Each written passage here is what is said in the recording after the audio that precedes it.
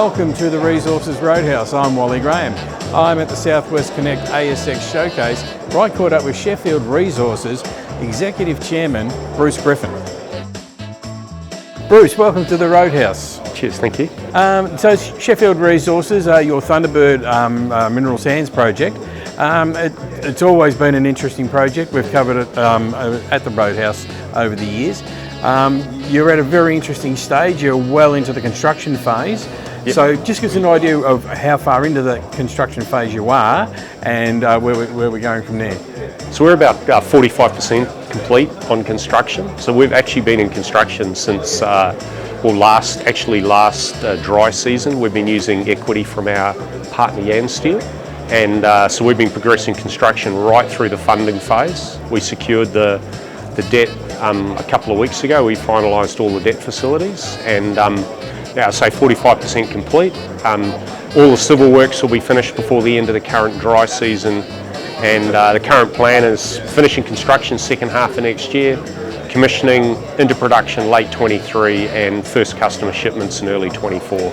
All right, well that's going to be a very exciting time for the company, and long time coming, because these sort of projects, but in all seriousness, they're not projects that you can develop overnight, just on a whim, which is testament to the project, because it's been a project that has been worth the time and effort. Yeah.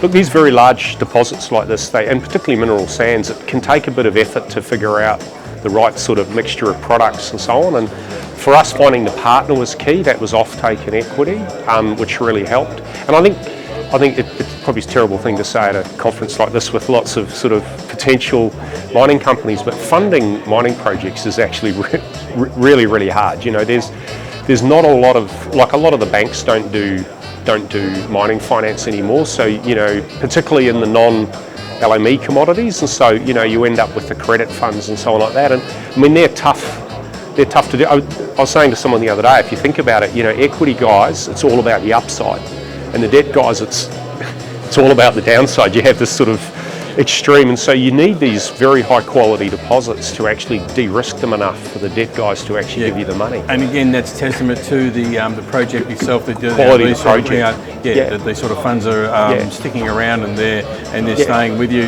to the stage where next year we can see the fruits of your labours. And I think that whole, when you've got a large high quality deposit, if you can figure it out, I mean, we got very long life. When you got, we got 36 years in our first phase development, so once you get it right, it'll be there for a long time.